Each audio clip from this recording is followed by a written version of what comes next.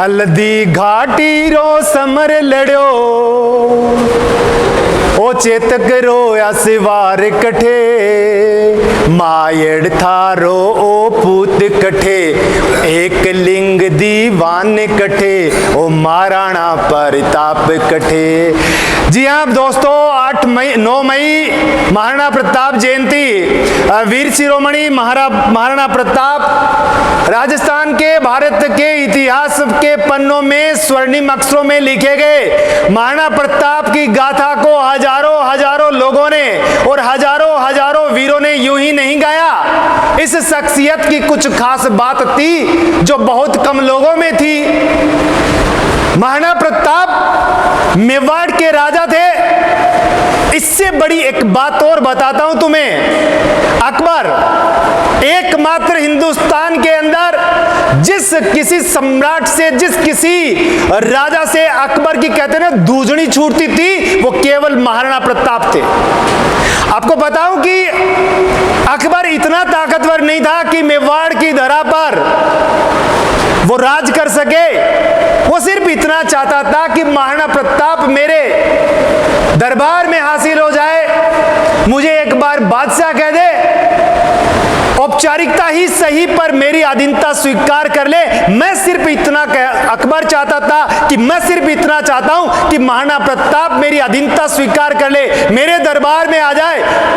इसके अलावा वो राज करे, मेवाड़ के राज से मुझे कोई लेने देना नहीं। पर इतनी सी बात पर भी इस वीर सपूत ने मातृभूमि का शीश झुकने न दिया, मेवाड़ की धरा का शीश झुकने न दिया।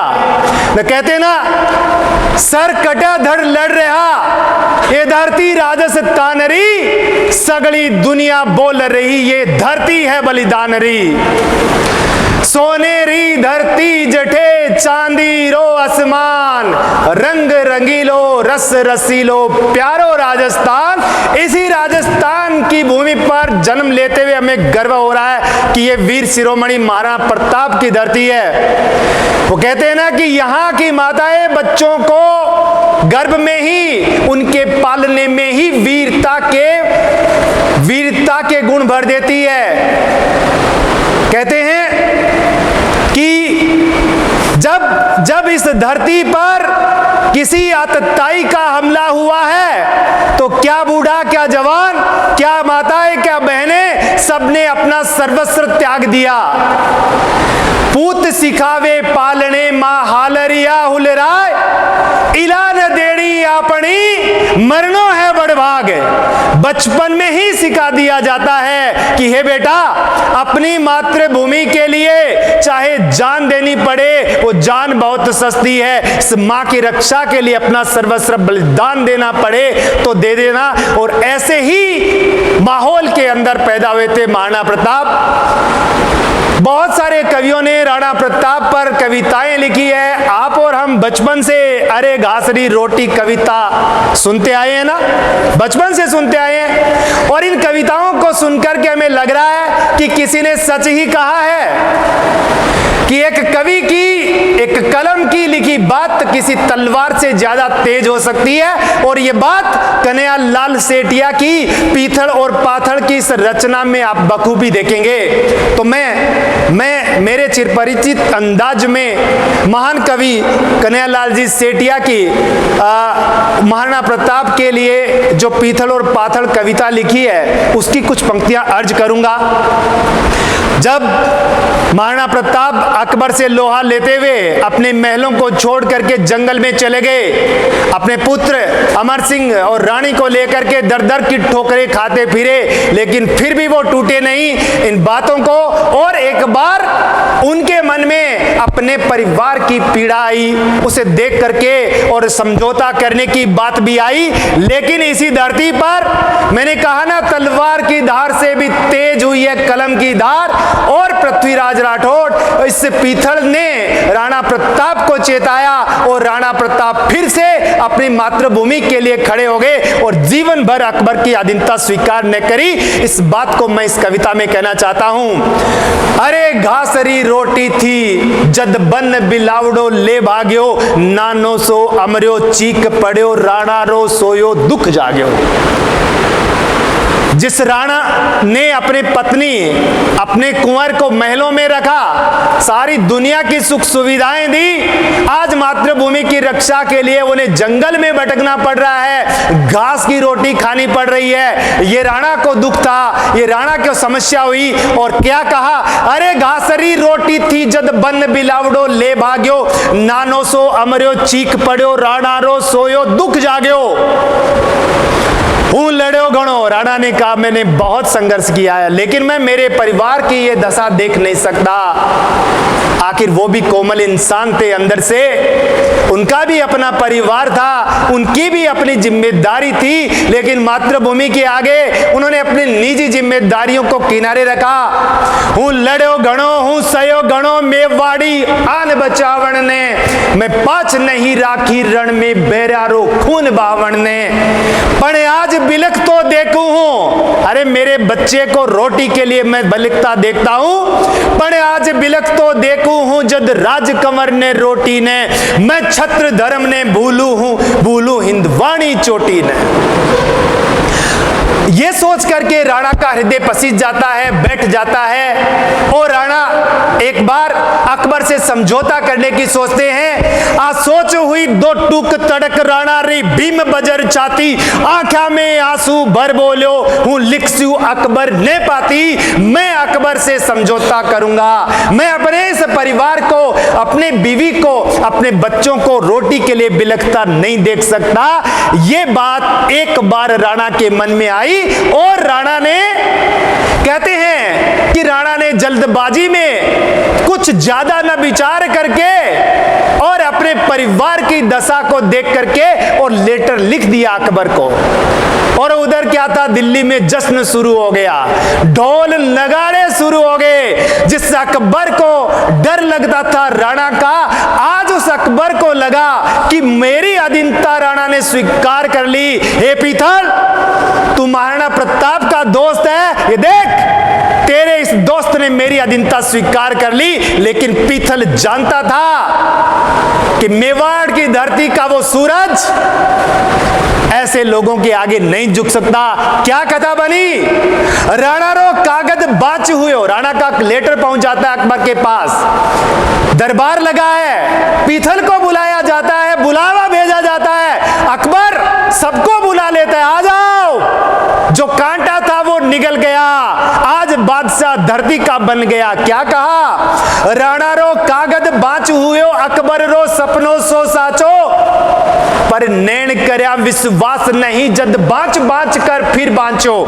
यहां भी हो सके कि महाराणा प्रताप जैसा वीर शिरोमणि मेरी गुलामी स्वीकार कर रहा है, ऐसा हो गया तो समझो मेरा तो जीवन धन्य हो गया।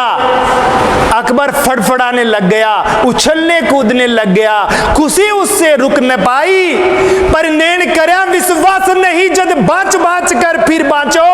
और कह जा, जल्दी बुला के ला पीथल को और बोल कि तेरे पाथल का, तेरे प्रताप का मैसेज आया है, मुझे बादशाह कहा है। बस दूत इशारो पा भाजो, पीथल ने तुरंत बुलावड़ ने, किरणेरो पीथल आप गयो, अकबर रो भर में मिटावड़ ने। आगे मैं बोल बादशाह, क्या गलत फहमी है तेरे, क्या गलत फहमी है? अरे गलत फहमी क्या है, लेटर देख देख, तेरा वो भाईजी, तेरा वो राणा प्रताप, तेरा वो हिंदवाड़ा सूरज, वो मेवाड़ का सूरज आज झुक गया है। कैसे?